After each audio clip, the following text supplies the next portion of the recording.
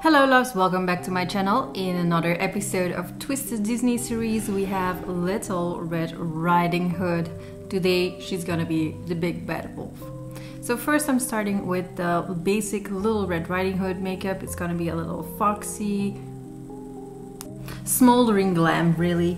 So I'm starting off with the base, that's the foundation, a little bit of contouring. Next up are the eyes, and as I said, we're going for some werewolf glam, so I'm using fox eyes and I'm doing it with a little bit of tape sticked underneath my eyes, a little bit of black pencil just on top of it, and just start blending that out.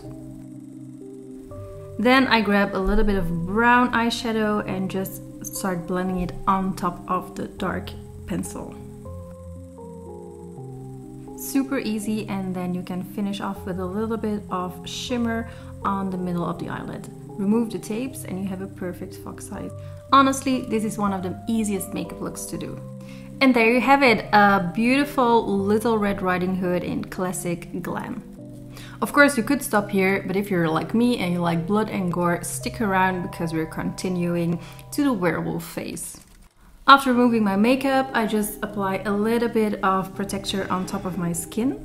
It's a protective layer before applying the glue. So here it is, my homemade prosthetic of a werewolf nose. It's not as hard to do as it looks. You just sculpt the nose on top of a face cast and then apply layers of liquid latex on top of it until you have enough layers to support the whole prosthetic itself.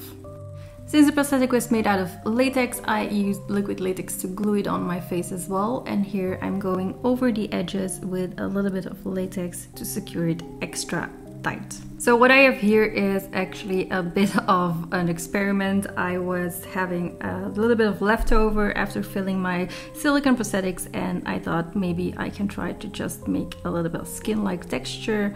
I did it just on a flat surface, and yeah, that's how it resulted. So it was pretty nice. And then I go in with I'm using Sculpt Gel to add another layer of skin on top of the werewolf prosthetic. And I just keep layering on the sides to make the edges blend better, and then go over the nose to make it look like the nose is really ripping through the skin. This works really well for smaller areas, but for the bigger areas I wanted to use like the Jellyfish skin from Creolan. It's like a gelatin, so when you heat it up it becomes fluid, and then you can just pour it all over wherever you want.